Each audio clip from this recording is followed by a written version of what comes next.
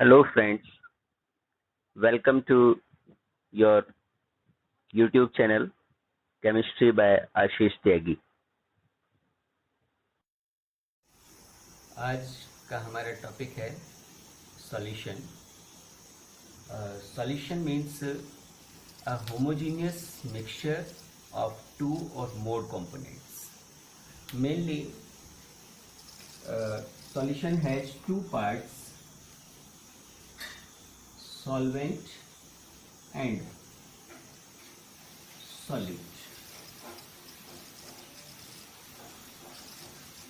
Homogeneous mixture of two or more components. In these two parts of solution, solvent and solute. Solvent is that component of mixture which is present in excess quantity and retain its physical identity and phase, while solute is that component of mixture which is present in less quantity and it will lose its physical identity. For example, अगर हम salt को water में डालें तो water क्योंकि वहाँ पर large quantity में है और वो लिक्विड फेज में था और लिक्विड फेज में ही बाद में भी दिखेगा, तो क्योंकि उसने अपने फिजिकल आइडेंटिटी को रिटेन किया और वो ज़्यादा अमाउंट में प्रेजेंट है, इसलिए हम उसको बोलेंगे solvent. Next one, salt. Salt क्योंकि हम लेस क्वांटिटी में डालेंगे और डालने से मिक्सचर बनाने से पहले वो सॉलिड फेज में था, जबकि मिक्सचर बनने के बाद वो लिक्विड फेज में आ जाएगा और हमें वो लिक्विड जैसा ही दिखाई देगा. दैट मीन्स सॉल्यूट अपनी फिजिकल आइडेंटिटी लूज कर दे रहा है, यानी कि सॉल्ट यहाँ पर क्या होगा, सॉल्यूट होगा. तो कोई भी हमारा सॉल्यूशन है उसमें ये दो पार्ट्स पाए जाते हैं, सॉल्यूट और solvent. Now classification of solution.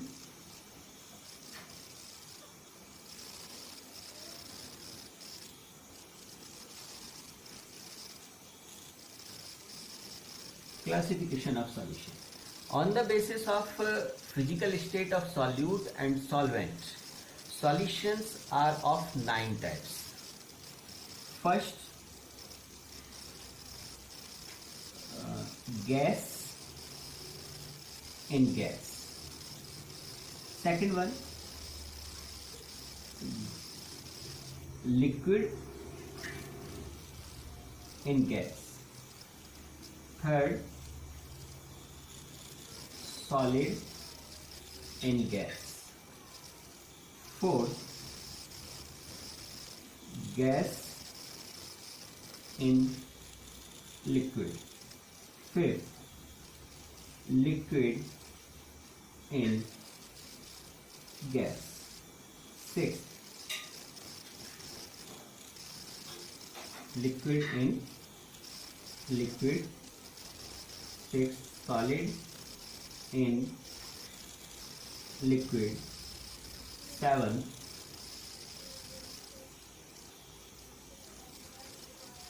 gas in solid. 8,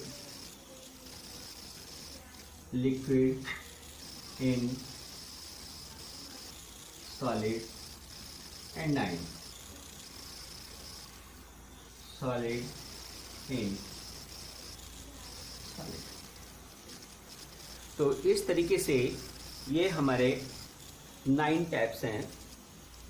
इनमें अगर हम देखें, first one, gas in gas. Here solute is gas and solvent also a gas, यानी एक गैस को दूसरी गैस में डिजॉल्व किया गया है. फॉर एग्जांपल एयर में N2 प्लस O2. यहाँ पर क्योंकि एटमॉस्फेयर में N2 ज़्यादा है इन कंपेरिजन टू O2, तो इसलिए हम बोलेंगे कि N2 is solvent while O2 is solute. Next one, liquid in gas. For example, chloroform in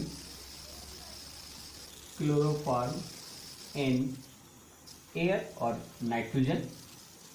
Here solvent is nitrogen and solute is chloroform.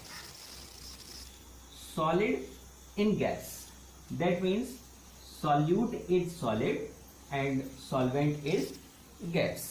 For example, camphor in air. तो camphor हमारा solid है, वो solute बन गया, और air gas है यानी कि वो सॉल्वेंट है। Next one, gas in liquid. For example, oxygen in water, oxygen in water. So oxygen is solute and water is solvent. Next, liquid in liquid. Here solute and solvent both are in liquid state. For example, alcohol plus water. So alcohol is solute and water is solvent. Next one, solid in liquid. Here solute is solid but liquid is in solvent is in liquid state. For example, salt plus water. Salt is solute and solvent is water. Now gas in solid. Here gas is solute and solid is solvent. For example, catalyst like hydrogen plus palladium. Hydrogen is solute in gaseous phase and palladium is solvent in solid phase. Liquid in solid. Here liquid is solute is in liquid state and solvent is in solid phase. For example, mercury plus metal. For example, sodium. Here mercury is in liquid phase and it is solute, and sodium is in solid phase, it is solvent. Next one, solid in solid. For example, alloys. Here solute and solvent both are in solid phase. For example, copper plus gold. Here copper is solute and gold is solvent. Both are in solid phase. Now we have to discuss about expression of concentration. हमारे इस chapter में हम ऐसे solutions को discuss करेंगे जिनमें solvent liquid phase में है, यानी एक कंपोनेंट जो कि ज़्यादा क्वांटिटी में प्रेजेंट है जिसको हम सॉल्वेंट कह रहे हैं वो लिक्विड फेज में है, और जो सॉल्यूट है वो गैस, लिक्विड या सॉलिड कोई भी हो सकता है। तो इस तरह के सॉल्यूशंस में एक टर्म हम यूज करते हैं कंसंट्रेशन। इस कंसंट्रेशन को एक्सप्रेस करने के डिफरेंट मेथड्स। इनमें first one mass percentage. Mass percentage percentage हमें पता है कि हम 100 पार्ट्स में निकालते हैं। अब क्योंकि हम यहाँ पर मास परसेंटेज के बारे में बात करते हैं तो इसका मतलब ये हुआ कि सॉल्यूशन के 100 पार्ट्स ले लें 100, क्योंकि हम मास के बारे में हम बात कर रहे हैं तो पार्ट्स की जगह पे अब हमें क्या यूज करना होगा, ग्राम्स। दैट मीन्स 100 ग्राम्स लें सॉल्यूशन के। इस 100 ग्राम्स में कितने ग्राम्स सॉल्यूट वहां पर प्रेजेंट है, इसको हम बोलेंगे mass percentage. Mass percentage can be defined as number of grams of solute present in 100 grams of solution. इसको हम W/W से रिप्रेजेंट करते हैं। हम बोल सकते हैं मास of solute upon mass of solution into 100.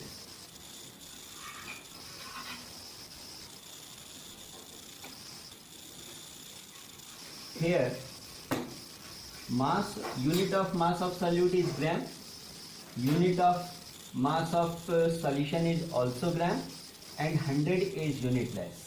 So mass percentage will be unitless.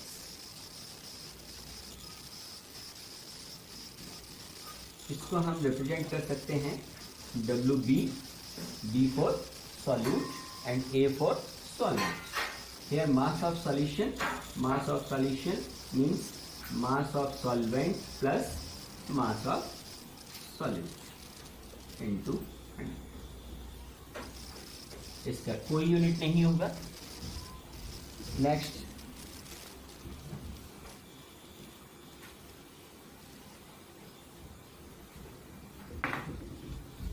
Volume percentage.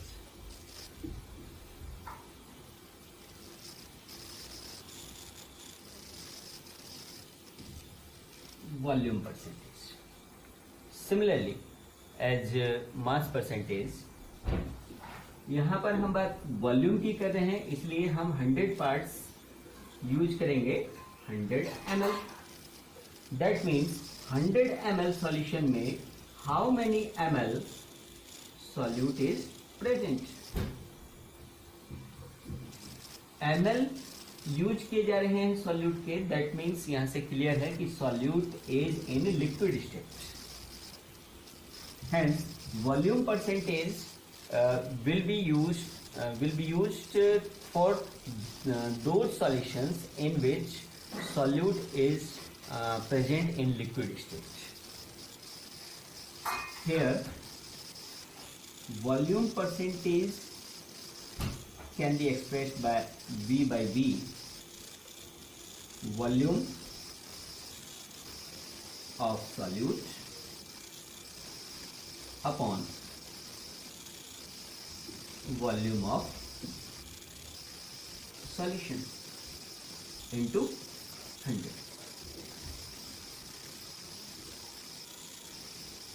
Same as mass percentage, volume is ml, unit of volume is ml, unit of volume for solution also ml, and 100 is unitless.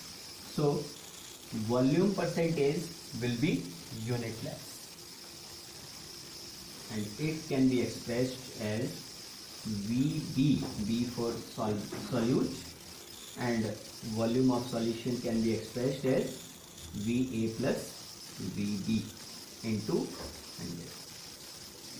It is also unitless. Next one.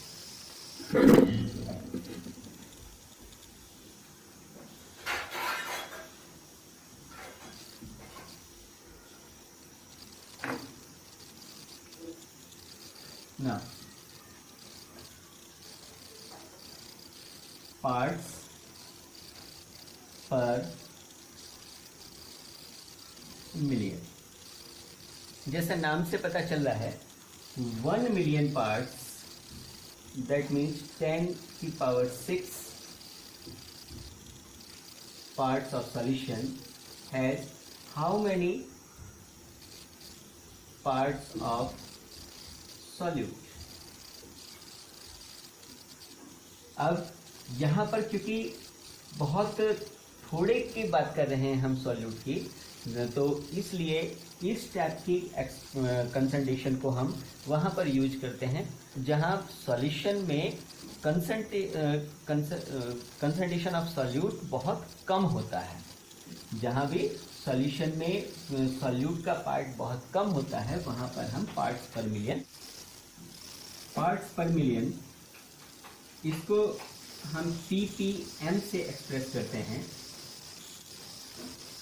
Parts of solute upon parts of solution into 10 raised to the power 6. These parts may be expressed in mass, that is grams, or in volume, that is ml.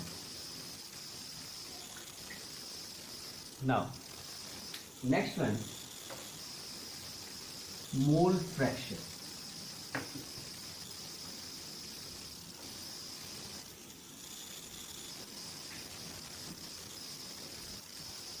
Mole fraction हम यहाँ पर बात कर रहे हैं moles के fraction की।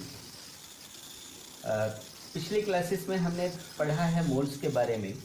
तो अगर हम कोई भी मिक्सचर बना रहे हैं, सपोज उसमें ये दो पार्ट्स हैं ए और बी, तो ए के कुछ अमाउंट लेंगे, बी का भी कुछ अमाउंट लेंगे।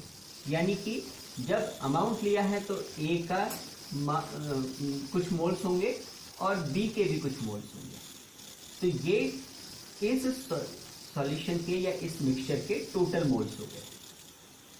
इस टोटल मोल्स में से how many fraction is present of component A और how many fraction is present of B, that is called mole fraction.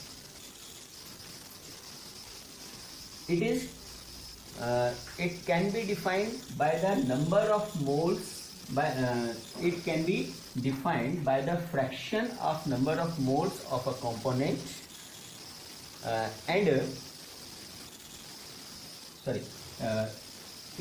mole fraction can be defined by the ratio of number of moles of a component A or B with respect to total number of moles.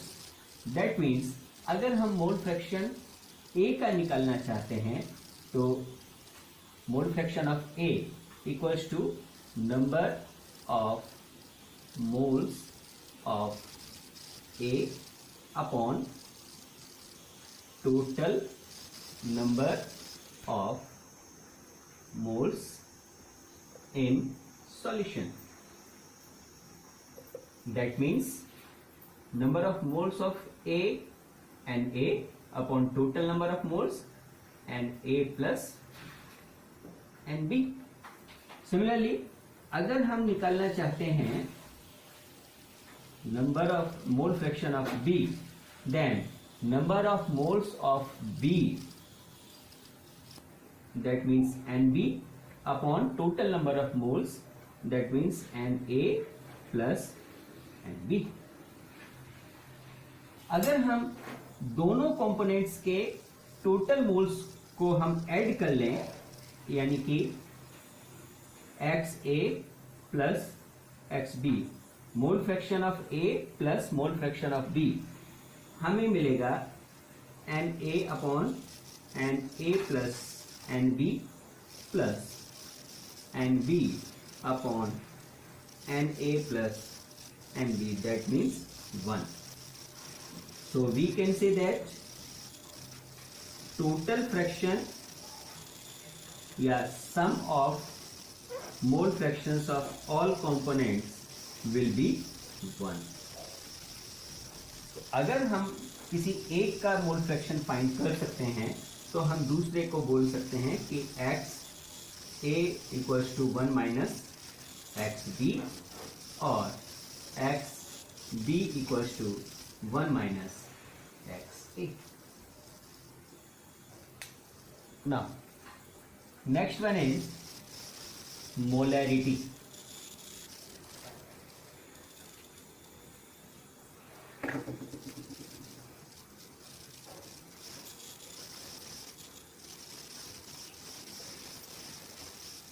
molarity. Molarity is the number of moles of solute present in 1 liter of solution. Solution हमारा कितना होना चाहिए? 1 litre. इसमें how many moles of solute यहाँ पर present है, इसको हम बोल देते हैं मोलैरिटी. यहाँ पर देखें molarity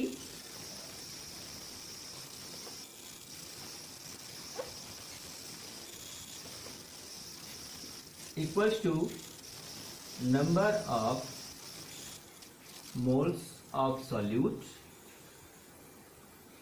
upon volume of solution. लेकिन ये किस में होना चाहिए? लीटर्स में. इसको हम इस तरह से एक्सप्रेस कर सकते हैं कि number of moles of solute, that means mass of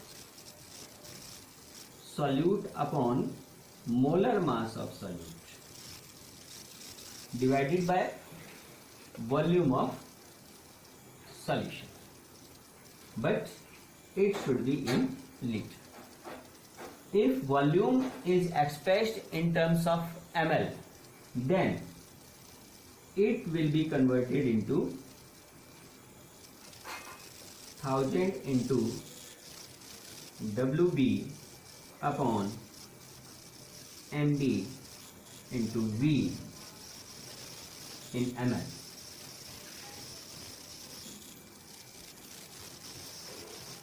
Here number of moles का यूनिट होता है मोल्स और वॉल्यूम का यूनिट है लीटर.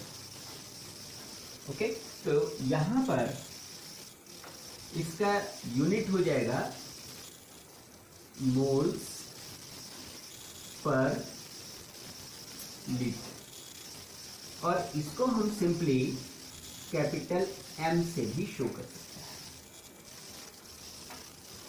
मोल्स पर लीटर या कैपिटल एम लिख करके इसकी यूनिट को एक्सप्रेस किया जा सकता है. Next topic is molality.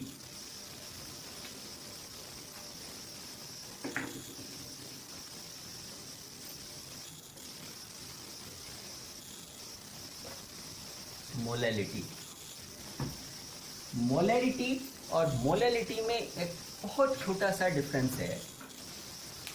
Molarity is the number of moles of solute present in 1 litre of solution, while in case of molality, number of moles of solute present in 1 kg of solvent.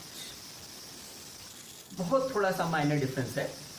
Molarity में हम use करते हैं 1 litre of solution, जबकि molality में use किया जाता है 1 kg of solvent. That means molarity equals to number of moles of solute divided by mass of solvent, and B divided by WA. Number of moles को आगे express कर सकते हैं. मोलैरिटी को स्मॉल m से एक्सप्रेस करते हैं. Number of moles of solute को हम बोल सकते हैं कि WB divided by MB, given mass divided by molar mass of solute, and it will be divided by mass of solvent. But this mass should be present in kg.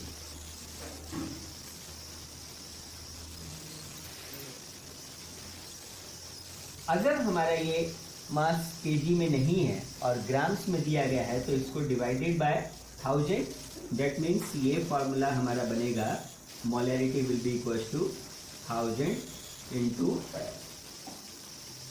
WB upon MB into WA। अब हम यहाँ पर grams में use कर सकते हैं mass of solvent. Next topic,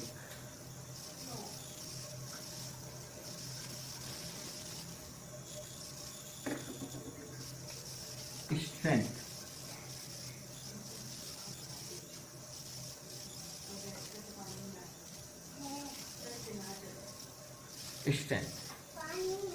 strength mass of solute present in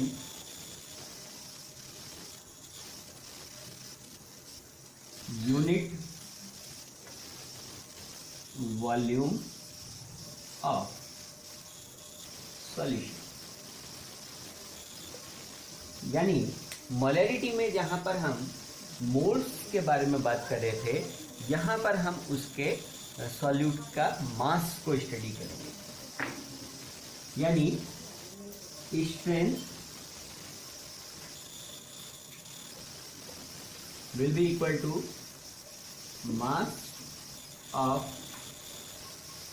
solute divided by volume of solution.